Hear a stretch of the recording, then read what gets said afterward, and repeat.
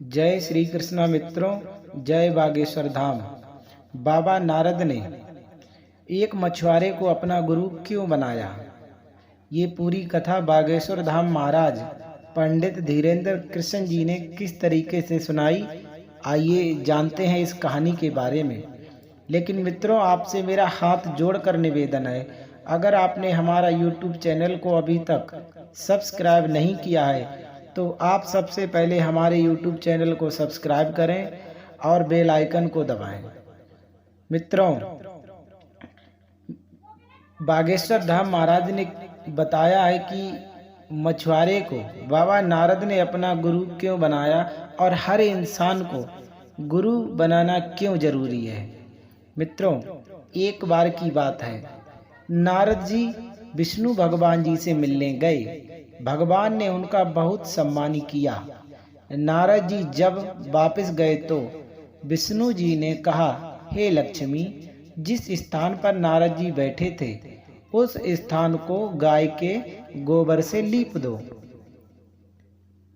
एक बार की बात, भगवान विष्णु जब ये बात कह रहे थे तब नारद जी बाहर ही खड़े थे।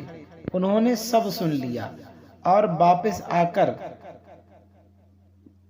भगवान से पूछा, प्रभु, मैं आया तो आपने मेरा खूब सम्मान किया, लेकिन मेरे जाने के बाद आपने माता लक्ष्मी जी से मेरे बैठे हुए स्थान को गोबर से लीपने की बात क्यों की? भगवान विष्णु ने कहा, हे नारद, मैंने आपका सम्मान इसलिए किया क्योंकि आप देव ऋषि हैं। इधर आपके जाने के बाद मैंने देवी लक्ष्मी से ऐसा इसलिए कहा क्योंकि आपका कोई गुरु नहीं है। आप निगुरे हैं। जिस स्थान पर कोई निगुरा बैठ जाता है वो स्थान गंदा हो जाता है। यह बात सुनकर नारद जी ने कहा, भगवान, आपकी बात सत्य है, पर मैं गुरु किसे बनाऊं? तब भगवान नारायण बोले, हे नारद, आप धरती पर चले जाओ और जो आपको सबसे पहला व्यक्ति मिले उसे अपना गुरु मान लेना और उसे अपना गुरु बना लेना।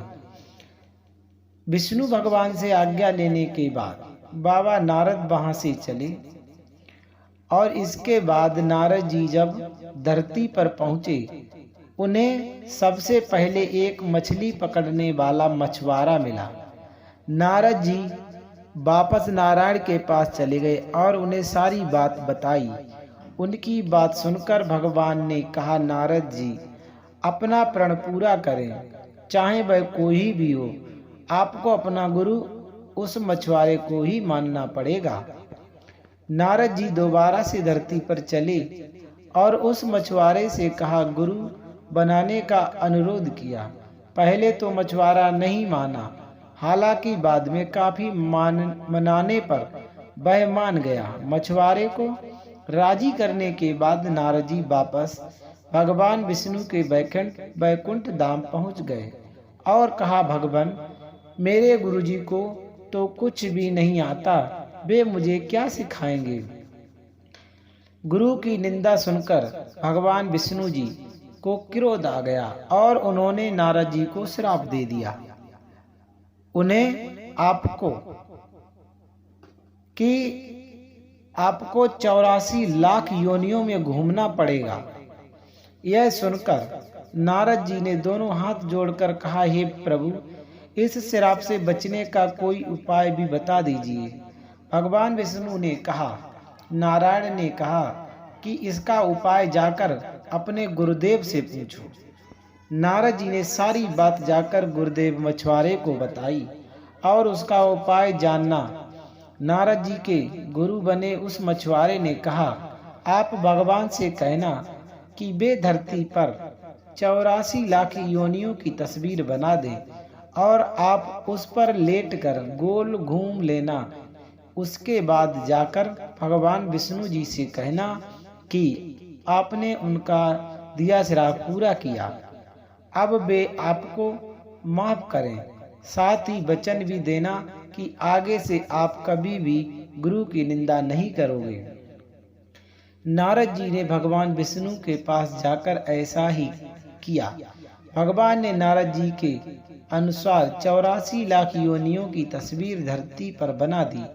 नारद जी उन पर घूमने के लिए तैयार हुए और अपने गुरु के कहे अनुसार भगवान से क्षमा भी मांगते हुए गुरु की निंदा न करने का वचन भी दिया। यह सुनकर भगवान विष्णु ने कहा कि जिस गुरु की आप निंदा कर रहे थे उसी ने मेरे श्राप से आपको बचाने का रास्ता सुझाया है। नारद जी, गुरु की महिमा अपरंपार है। इसलिए एक कवि ने लिखा है कि गुरु गूंगे गुरु बाबरे, गुरु के रहिए दास। गुरु जो भेजे नरक को, स्वर्ग की रखियो आस। गुरु चाहे गूंगा हो, चाहे गुरु बाबरा हो और पागल हो, गुरु का हमेशा दास रहना चाहिए। गुरु यदि नरक को भेजे तब भी शिष्य को यह इच्छा रखनी चाहिए कि मुझे स्वर्ग प्राप्त होगा। माना जाता है कि यदि शिष्य को गुरु पर पूर्ण विश्वास हो तो उसका बुरा स्वयं गुरु भी नहीं कर सकते।